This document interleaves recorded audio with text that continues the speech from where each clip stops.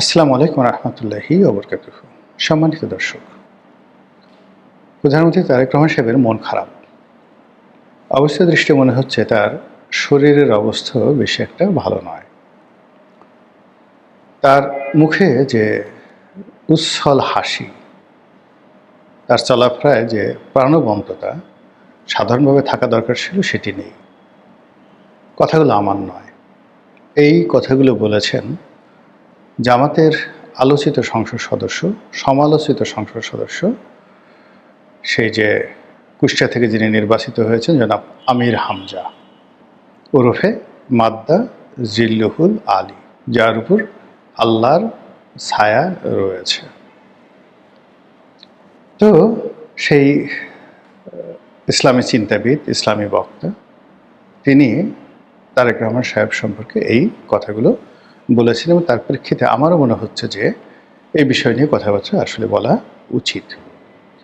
প্রথমত, যখন একটি ফেয়ার কম্পিটিশন হয়, চমৎকার একটি প্রতিযোগিতা হয়, সেই প্রতিযোগিতার মাধ্যমে যখন কেউ বিজয়ী হয়, তখন বিজয়ীর যে হাসি, সেই হাসিতে সারা পৃথিবী উদ্ভাসিত হয়।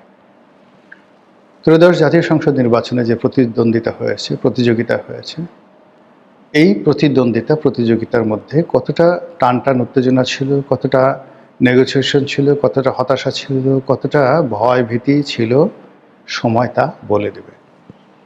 কিন্তু নির্বাচনে যখন ফল প্রকাশিত হলো, ফল প্রকাশিত হওয়ার পর আমরা যেটা দেখতে পেলাম, যারা পরাজিত হলো তাদের ভাবসাব দেখে মনেই হয় না যে তারা পরাজিত হয়েছে, আর যারা বিজয়ী হলেন তাদের ভাবসাব দেখে মনেই হয় না যে তারা বিজয়ী হয়েছে। অবশ্য দৃষ্টে মনে হলো যে এমনভাবে তারা চালচলন করছেন সবাই। হঠাৎ করে চলতে ফিরতে গিয়ে মানুষ যখন কোনো মূল্যবান সামগ্রী পেয়ে যায় এবং সেই মূল্যবান সামগ্রীটি সম্পর্কে সেই মানুষের যখন কোনো ধারণা থাকে না, তখন অনেকটা সে ফ্যাল করে তাকিয়ে থাকে, অবাক হয়ে যায়। যেমন ধরুন, আপনি স্বর্ণ চিনেন, টাকা চিনেন, ডলার চিনেন, পাউন্ড চিনেন, রিয়াল চিনেন।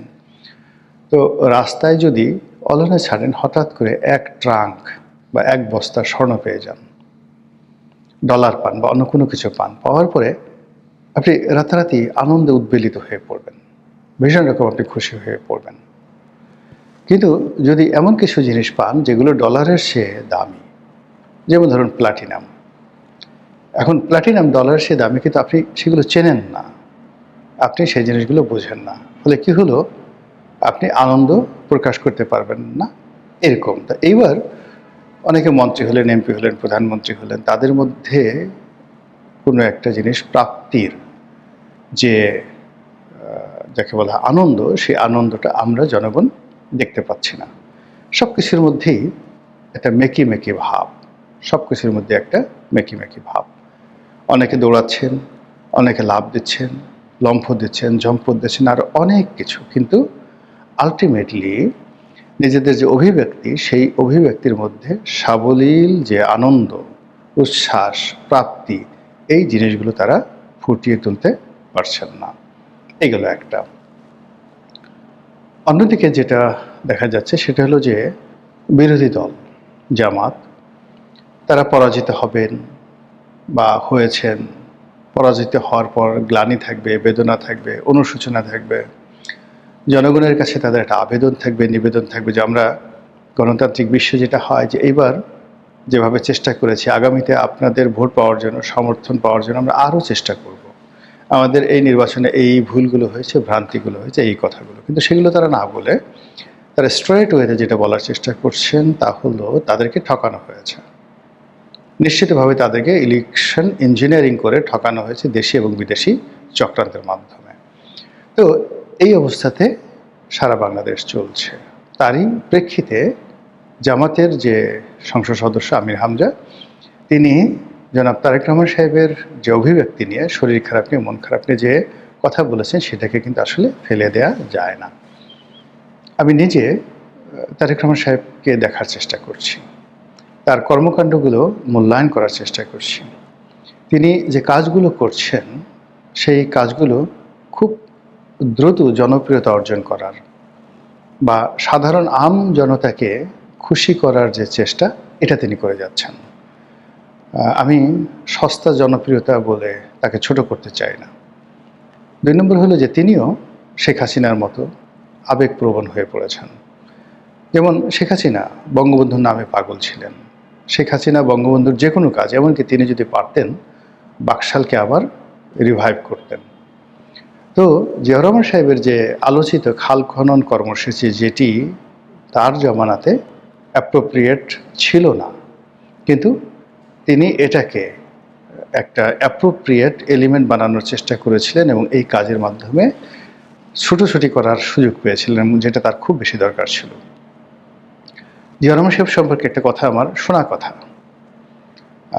সেটা হলো যে তিনি যখন রাজনৈতিক দল গঠন করবেন, তখন বড় বড় রাজনৈতিক নেতৃবৃন্দ যারা আছেন তাদের মধ্যে আতাউর রহমান সাহেব, পাকিস্তান জামাতে যিনি প্রধানমন্ত্রী ছিলেন আতাউর রহমান খান, তারপরে মশিউর রহমান যাদু মিয়া, তারপর আবুল মনসুর আহমদ, এরপর মাওলানা আব্দুল হামিদ খান ভাসানী থেকে শুরু করে আরও যারা ছিলেন, শাহ আজিজুর রহমান মুসলিম লীগের, তো ওনাদেরকে তিনি একীভূত করার চেষ্টা করেছিলেন। কিন্তু তারা জিয়াউর রহমানকে সাহায্য করবেন কি করবেন না, যোগদান করবেন কি করবেন না, তিনি টিকবেন কি টিকবেন না, সামরিক শাসন, এই বিষয়গুলো নিয়ে তারা দ্বিধাগ্রস্ত ছিলেন এবং আলাপ আলোচনা করছিলেন। তো এরই মধ্যে যারা সিনিয়র নেতৃবৃন্দ, আমি কিন্তু এটা বলছি যে এটা কিন্তু শোনা কথা, কিন্তু যুক্তি আছে, কথার যুক্তি আছে, এবং সেই যুক্তি আবার পরবর্তীতে আমি ডক্টর এ.কে.এম. বদরুদ্দোজা চৌধুরী, তার কাছেও আমি এটা শুনেছি, মানে ওটার কন্টেম্পোরারি অন্য কথা। তো যাই হোক, এখন সবাই বসছেন। মশিউর রহমান যাদু মিয়া তিনি অন্য নেতাদেরকে, যারা জিয়াউর রহমান সাহেবের কাছাকাছি আছেন সেনাবাহিনী, বিশেষ করে জেনারেল শিশু তখন জিয়াউর রহমানের প্রতিনিধিত্ব হয়ে সব জায়গাতে যাচ্ছেন। তো এরকম অনেকে হয়তো এরকম সিনিয়র নেতৃবৃন্দের কাছে গেছেন। তো মশিউর রহমান যাদু মিয়া জিজ্ঞাসা করছেন যে তিনি তার কী কী যোগ্যতা আছে, তিনি ভালো লিখতে পারেন, বলে যে না। ভালো বক্তৃতা দিতে পারেন, বলে যে না। তাহলে কি করতে পারেন? তো একজন বললেন যে তিনি খুব দ্রুত হাঁটতে পারেন, প্রচুর হাঁটতে পারেন। তো মশিউর রহমান যাদু মিয়া বললেন যে এতেই হবে, তিনি যে প্রচুর হাঁটতে পারেন এতেই হবে। এবার আমার নিজের শৈশবের কাহিনীর কথা বলি। আমি নিজে শৈশবে আমি দেখলাম যে, শৈশবই না ঠিক, জিয়াউর রহমানের যে সময়টা সেটা আমার কৈশোরবেলা। তো কৈশোরবেলাতে জিয়াউর রহমান সাহেবকে দেখেছি যে দৈনিক 10 থেকে 12টি জনসভা তিনি করতেন এবং হেলিকপ্টার নিয়ে সারা বাংলাদেশ তিনি চষে বেড়াতেন। যেদিন আমাদের সদরপুরে গেলেন, 22শী মাঠে দুপুর 2টোর সময় তিনি অনুষ্ঠান করলেন। ওখান থেকে তিনি ফরিদপুর গেলেন গাড়িতে। তারপরে ওখান থেকে তিনি আবার খালকাটা কর্মসূচি উদ্বোধন করলেন সদরপুর, যে আমাদের গাং আছে সেই গাঙে। এরপরে তার আট্টশীর পীর সাহেবের বাড়িতে যাওয়ার কথা ছিল, তিনি সেখানে যাননি। তো এই যে 22শীর এই পুরো সময়টি তিনি 2 ঘন্টার মধ্যে তিনি ক্যাপচার করলেন, অর্থাৎ হেলিকপ্টার এসে নামলেন। তারপরে সেখান থেকে 22শী থেকে গাড়িতে করে তিনি সদরপুরে গেলেন এবং একই সময় তিনি সেই ৭৯ নির্বাচনের সময় তিনি সদরপুরে একবার গিয়েছিলেন। পরবর্তীতে আবার প্রেসিডেন্ট হওয়ার পর 22শী স্কুলে তিনি সেই অনুষ্ঠান করতে গেছেন। তো এইভাবে তিনি ছুটতেন। তো মশিউর রহমান যাদু মিয়ার বক্তব্য আর আমার যে কথা, সেই কথার সঙ্গে আবার বি চৌধুরী, তার সঙ্গে তিনি জিয়াউর রহমান সাহেবের যে ঘনিষ্ঠ বৈঠক হয়েছে, যেটা ব্যাপারে তার একটা রাজনীতির যে সমীকরণ তারা দাঁড় করিয়েছিল যে কী করে জনগণের কাছাকাছি পৌঁছে যায়। তখন তার হোসেন শহীদ সোহরাওয়ার্দী এবং বঙ্গবন্ধু, তাদের যে রাজনীতির উত্থান, তো সেই উত্থান তারা গবেষণা করতে গিয়ে তারা চিন্তা করলো যে তাদের মূল কাজ ছিল তারা বিভিন্ন জেলা শহরে বিভিন্ন জায়গাতে ব্যাপক ঘোরাফেরা করেছেন এবং মানুষের সঙ্গে মেলামেশা করেছেন। তখন নৌকা দিয়ে, স্টিমার দিয়ে, গাড়িতে করে বিভিন্ন জায়গাতে তারা যাতায়াত করতেন এবং ক্ষেত্র বিশেষে বঙ্গবন্ধু সাইকেলে ব্যবহার করেছেন। তখন তারা চিন্তা করলেন যে মাসে যদি এইভাবে তারা 30টি জনসভা করতে পারেন, তাহলে আমরা মাসে যদি 300 জনসভা করতে পারি বা ধরুন 200 বা 100 জনসভা করতে পারি, তাহলে বঙ্গবন্ধু যে কাজটি 5 বছরে করেছে, আমরা তো সেই কাজটি 5 মাসে করতে পারবো বা 6 মাসে করতে পারবো। মূল কাজ হলো জনগণকে চেনানো যে আমি জিয়াউর রহমান, জনগণকে স্পর্শ করা যে এই যে জিয়াউর রহমানের হাত। সেই কাজটি জিয়াউর রহমান সাহেব করেছিলেন এবং সেই কাজ করতে গিয়ে মানুষকে সম্পৃক্ত করার জন্য খাল কাটা কর্মসূচি ছিল তার অন্যতম একটি উদ্ভাবন। এটার যে বাণিজ্যিক গুরুত্ব, এটার যে কার্যকারিতা, এটা বড় বিষয় না, এটা রাজনীতিতে ওই মুহূর্তে জিয়াউর রহমান সাহেবের জন্য খুব গুরুত্বপূর্ণ ছিল। তো ঠিক সেম কাজটি তারেক রহমান সাহেব আবার নতুন করে শুরু করতে চাচ্ছেন এই জমানাতে এসে। এখানে আসলে নতুন করে খাল খনন করা সম্ভব নয়, এমনকি যে খালগুলো বন্ধ হয়ে গেছে অনেকগুলো খাল পুনর্খনন করা সম্ভব নয়। বড় জোর যে নর্দমাগুলো আছে সেই নর্দমাগুলো পরিষ্কার করা সম্ভব।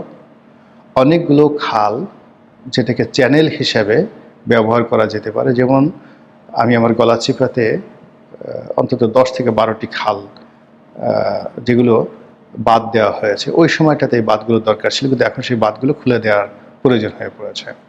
2 নম্বর হলো বড় দুটো নদীর মধ্যে যে আন্তঃসংযোগ যে খালগুলো ছিল সেই খালগুলো নতুন করে খনন করে এই আন্তঃসংযোগ তৈরি করা যেতে পারে। এটা সেচ, মৎস্য চাষ থেকে শুরু করে যোগাযোগ ব্যবস্থায় যুগান্তকারী ভূমিকা নেবে এবং এগুলোর জন্য মাস্টার প্ল্যান দরকার।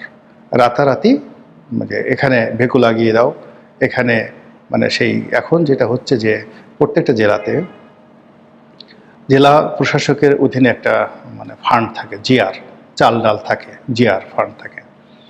এখন এই যে মন্ত্রী এমপি যারা আছেন, ডিসি এসপি যারা আছেন, এই জিআর ফান্ডকে এবং এলআর ফান্ডকে এটাকে শূন্য বানিয়ে ফেলবে, রাষ্ট্রকে রীতিমতো দেউলিয়া বানিয়ে ফেলবে। এবং আমি দেখলাম যে বিভিন্ন এলাকাতে মানে এমপিরা সংসদ সদস্য হিসেবে শপথ গ্রহণ করার পরের দিন এলাকাতে চলে গেছে খাল খনন করার জন্য এবং সাথে সাথে বিভিন্ন জায়গাতে ভেকু লাগিয়ে দিয়েছে, একটা ভাঙ্গো ওটা ভাঙ্গো, এই খাল উদ্ধার করার জন্য বাড়ি ভাঙ্গো, ঘর ভাঙ্গো।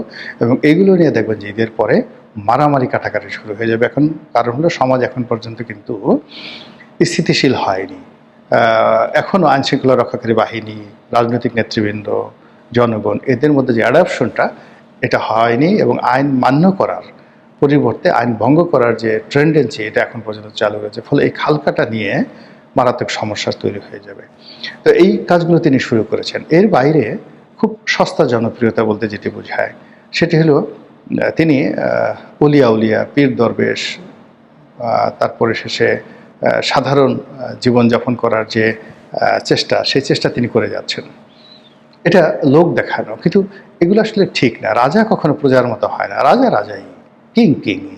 বাঘ যদি হঠাৎ করে কোনো একটা জায়গাতে এসে খরগোশের মতো ডাকে, তারপরে শেষে সে যদি একটা বাঘ গ্রামে এসে সে চিন্তা করে যে আমি আজকে ডিনার করব গরুদের সাথে, তারপরে আমি আজকে বন্ধুত্ব করব ছাগলের সাথে, সকালবেলা সুন্দরবন থেকে বের হয়ে শরণখোলা রেঞ্জের কোনো বাঘ এসে ওই গ্রামের ছাগলদেরকে ডাকলো যে আসো আমরা আজকে একটা প্রীতি ফুটবল ম্যাচ খেলি। পৃথিবীতে কিয়ামত হয়ে যাবে, সঙ্গে সঙ্গে কিয়ামত হয়ে যাবে। অনেকে এই দৃশ্য দেখে পাগল হয়ে যাবে। এরকম একটা অবস্থা। সূর্য পূর্ব দিকে উঠে পশ্চিম দিকে অস্ত যায়। কোনোদিন যদি সূর্য বলে যে আমি আজকে অস্ত যাব না, হবে না। তো এখন একটা দেশের মন্ত্রী, প্রধানমন্ত্রী, এগুলো তৈরি করা হয়, এগুলো নিয়ে বহু গবেষণা হয়েছে, হাজার হাজার বছর ধরে গবেষণা হয়েছে। এমনি এমনি রাজার জন্য একটা সিংহাসন বানানো হয়নি, এমনি এমনি রাজার জন্য একটি রাজপ্রাসাদ তৈরি করা হয়নি, এমনি এমনি রাজার জন্য প্রেসিডেন্সিয়াল গার্ড রেজিমেন্ট তৈরি করা হয়নি। প্রত্যেকটার পেছনে একদিন দুই দিন নয়, শত শত বছরের গবেষণা আছে। আজকে আমরা যে সেনাবাহিনী তৈরি করেছি, আজকে আমরা যে ক্যান্টনমেন্ট তৈরি করেছি, আজকে আমরা সেনাবাহিনীর বিভিন্ন লোকদেরকে বিভিন্ন স্টার দিচ্ছি, তারা ঘাড়ের উপর সেগুলো নিয়ে ঘুরে, তারপরে বুকের উপর অনেকগুলো মেডেল নিয়ে তারা ঘুরতে থাকে 80 বছর বয়সে। এমনকি রিটায়ার্ড করার পরেও একজন সাবেক জেনারেল তার সারা জীবনের পদকগুলো বুকে ঝুলিয়ে তারপর শেষে সে ঘুরতে থাকে। এগুলো কেন? প্রত্যেকটার পিছনে গবেষণা আছে, কারণ আছে। সমাজে এই যে শ্রেণী বিভেদ, যার যার অবস্থান থেকে যে সকল কর্ম, তারা সেই সকল কর্ম করার মধ্যেই সমাজ এগিয়ে যায়। কিন্তু এখানে যদি কুমির গন্ডারের কাজ করে, গন্ডার যদি জলহস্তির কাজ করে, জলহস্তি যদি কাতল মাছের কাজ করে, কাতল মাছ যদি টাটকেনি মাছের কাজ করে, মুহূর্তের মধ্যে প্রাকৃতিক বিপর্যয় শুরু হয়ে যাবে। তো সেই অর্থে জনাব তারেক রহমান সাহেব খুব দ্রুত জনপ্রিয় হওয়ার জন্য, খুব দ্রুত যাকে বলা হয় মানুষের ধন্যবাদ পাওয়ার জন্য। তো এই কাজগুলো তিনি যে করছেন এটা আখেরে মানে শেষ অবধি তার জন্য বুমেরাং হয়ে যাবে। তো এখানে মূল ব্যাপার হলো যে যে কাজগুলো আপনি করবেন, আল্লাহ কোরআনের একটি আয়াতে চমৎকারভাবে এই জিনিসটা ফুটিয়ে তুলেছেন যে তুমি যে কাজগুলো করবা সেটা কেবলমাত্র তোমার রবের খুশির জন্য। তুমি যদি লোক দেখানোর জন্য আর মানুষের ধন্যবাদ পাওয়ার জন্য কোনো কাজ করো, ওটা দুনিয়া এবং আখেরাতে তোমার কোনো কাজে আসবে না। কোরআনের আয়াত। তো এই যে আল্লাহর এই যে বক্তব্য, সেই বক্তব্য অনুযায়ী যখন আপনি কোনো একটি কাজ হৃদয় থেকে করবেন, অন্তর থেকে করবেন, গুড ট্রাস্ট, গুড ফেইথ, এবং সেই কাজটি যদি সঠিক হয়, আপনি সব বিশ্বাস করে সব কাজ করবেন কিন্তু সঠিক নয়, তাহলে হবে না। মানে গুড ট্রাস্ট, গুড ফেইথ এবং as well as that should B A perfect one, good one. তাহলে আপনার ভিতর থেকে এক ধরনের যাকে বলা হয় আনন্দ, উদ্বেলিত আনন্দ প্রকাশিত হবে। আমাদের এই সমাজে একসময় আলাউদ্দিন হোসেন সাহেব ছিলেন, ছুটি খাচ্ছিলেন, পরাগল খাচ্ছিলেন, যারা খুবই জনপ্রিয় ছিলেন, তারা অনেক কিছু করেছেন। কিন্তু আমাদের এই সময়টিতে জামাতের নেতারা অনেক সময় গিয়ে সেই আলাউদ্দিন হোসেন সাহেবের মতো তারাও শ্রী ভগবত গীতা পাঠ করার চেষ্টা করেছে। এগুলো লোকজন হাসাহাসি করেছে এবং এই সমস্ত কর্মে প্রফুল্ল আনে না, আনন্দ আনে না। কাজে তারেক রহমান সাহেব এখন যে কাজগুলো করছেন সেই কাজগুলো, সেটা তিনি নির্বাচনে যেভাবে এসছেন তার কারণ হতে পারে, প্রতিযোগিতা পরিবর্তে সমঝোতার কারণে হতে পারে, অথবা তিনি এখন প্রতিদিন যে কাজে নিজেকে নিবৃত্ত রাখছেন এই কাজ তাকে হৃদয়ের ভিতর থেকে, অন্তরের অন্তঃস্থল থেকে শান্তি দিচ্ছে না। এগুলো একটা কাজ।